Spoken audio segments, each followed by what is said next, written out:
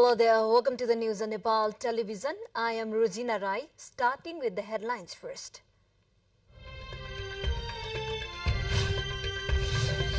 Father-daughter duo killed after a landslide buries a house in Tarkesur of Kathmandu. 6 members of 2 families of Nepalgans killed in a car accident in India. Ongoing Central Committee meeting of Maoist Centre concluding today. Chair Dal slated to respond to concerns raised by the central members. At least 10 killed and 18 missing after torrential rains last heavy province of northern China. Over 11.5 million people evacuated. And Netherlands enters into the last 8 of Women's World Cup, trouncing South Africa to nil Sweden to play against the United States in today's other match.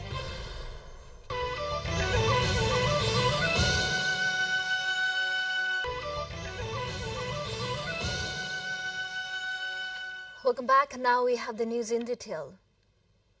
A father and a daughter duo have been killed when landslide buried a house at Tarkesur municipality, ward number 5 of Kathmandu on Saturday night.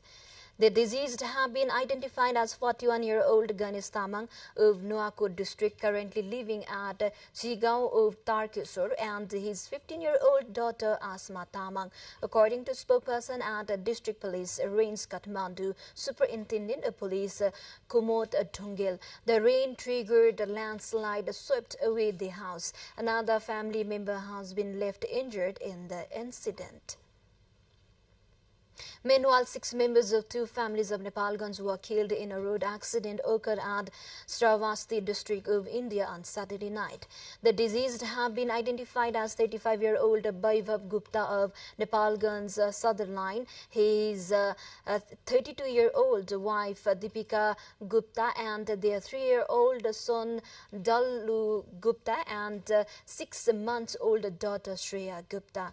The other deceased include 22-year-old Nilans Gupta of Tribhuvan Chowk of Nepalgans and his 20-year-old sister Sunita Gupta. The accident took place the current route to Nepalgans from Balrampur of India collided with a cow at Srivasti district, according to Superintendent of Police at the District Police Office Baki Santosh Singh Rathore.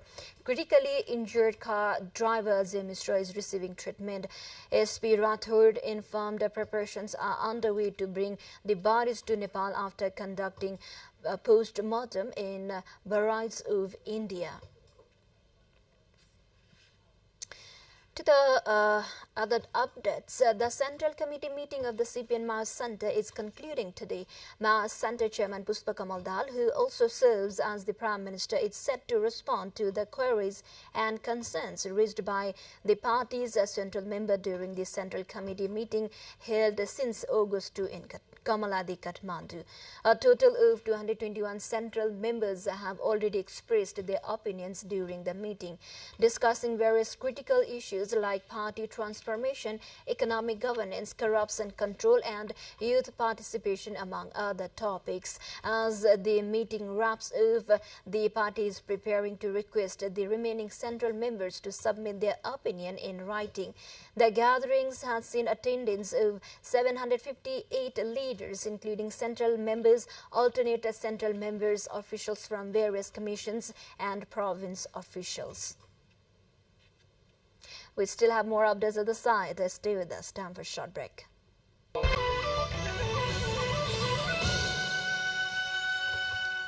Welcome back. You are on Nepal Television News, and now we have updates from International Front Line. At least 10 people have died and 18 are missing after torrential rains battered Hebei province in northern China. Officials evacuated more than half its 11.5 million people by Saturday noon from areas thought to be at a high risk of landslides and floods. Storm Doksuru, which hit mainland China last week, has brought the worst rains in 144 years. China's weather agency issued a red alert to warn people about the geological risk. Hebei province neighboring Beijing is said to be one of the worst affected areas. Cleanup operations are underway after the floods engulfed residential homes, destroyed infrastructure and submerged entire district. A Russian guided air bombs has hit a blood transfusion center in northeastern Ukraine, killing and injuring people, Ukraine's president had said. Volodymyr Zelensky said rescuers were now trying to tackle a blaze after the strike on the Kupiansk community in the Kharkiv region on Saturday night. Russia had so far not publicly commented on the reported attack. The city of Kupiansk, nearby settlements, were seized by Russian troops in the first few days of Moscow's full-scale invasion of Ukraine, launched in February 2022. The areas was liberated during a lightning-quick Ukrainian counter-offensive last September. North Korean leader Kim Jong-un toured the country's key weapons factories, including those producing artillery systems and launch vehicles for nuclear capable of ballistic missiles, and pledged to speed up efforts to advance his military's arm and war readiness, state media said on Sunday. Kim's three-day inspections through Saturday came as the United States and South Korea prepared for their next round of combined military exercises planned for later this month to cope with the growing North Korean threat. Some experts say Kim's tour of the weapons factories could also be related to possible military cooperation with Moscow that may involve North Korean supplies of artillery and other ammunition as Russian President Vladimir Putin reaches out to other countries for support in the war in Ukraine. We still have more updates at the side. Stay with us. Time for a short break again.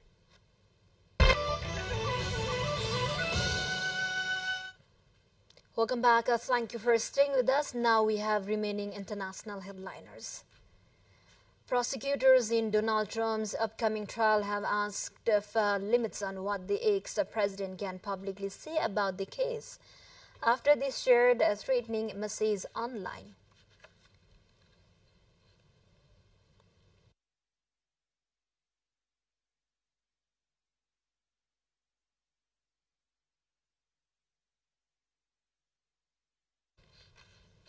In a filing late on Friday night, the prosecutors said they fear Trump might disclose confidential evidence. They justified the move, citing a post by Trump shared on Friday, saying it targeted people involved in the case, but Trump's team insisted the post was directed at political opponents. Japan today has marked the 78th anniversary of the U.S. atomic bombing on Hiroshima, where its mayor urged the abolition of nuclear weapons and called the Group of Seven leaders' notion of nuclear deterrence a folly. The day to commemorate the victims of the world's first nuclear attack comes as Russia has reached the specter of using nuclear weapons in its war with Ukraine. A peace bell tolled at 8:15 a.m. local time, the time the bomb was dropped. About 50,000 participants in the outdoor memorial ceremony, including aging survivors, observed a moment of silence, with the summer heat hitting 30 degrees Celsius. To the more updates, before that, let's have a quick look into the highlights of the site.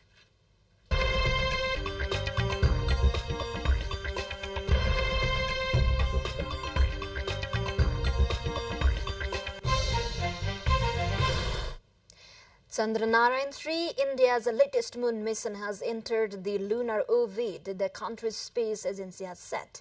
The spacecraft with the orbiter, lander and rover lifted off on 14th of July. It will try to set the lander and rover on the lunar surface on 23rd or 24th August.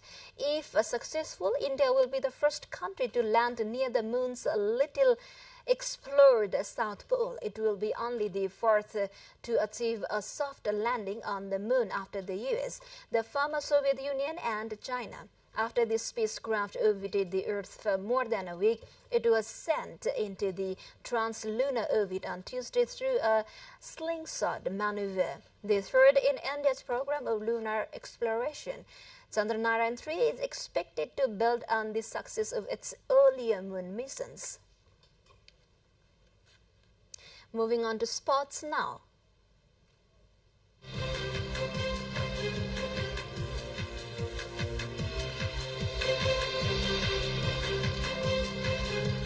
The Netherlands secured a quarter-final spot at the FIFA Women's World Cup, beating South Africa 2-0.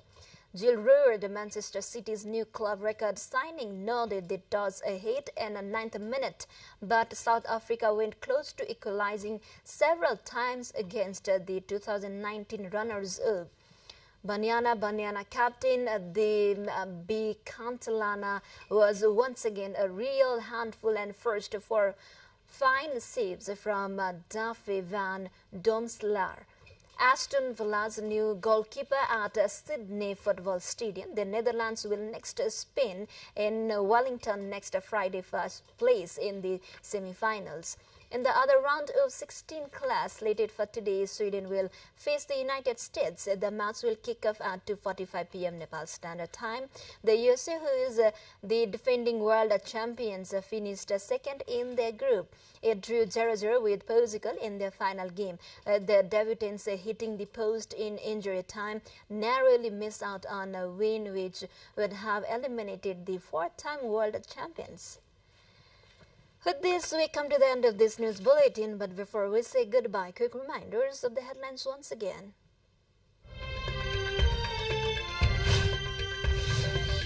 Father-daughter duo killed after landslides buries a house in Tarkesur of Kathmandu. 6 members of 2 families of Nepalgans killed in a car accident in India. Ongoing Central Committee meeting of Maoist Center concluding today. Chair Dal slated to respond to concerns raised by the central members. At least 10 killed and 18 missing after torrential rains last heavy province of northern China. Over 11.5 million people evacuated. And Netherlands enters into the last 8 of Women's World Cup, trouncing South Africa 2-0. Sweden to play against the United States in today's other match. Well, this is all we have for this moment. Until our next bulletin, have a good day ahead. Namaste.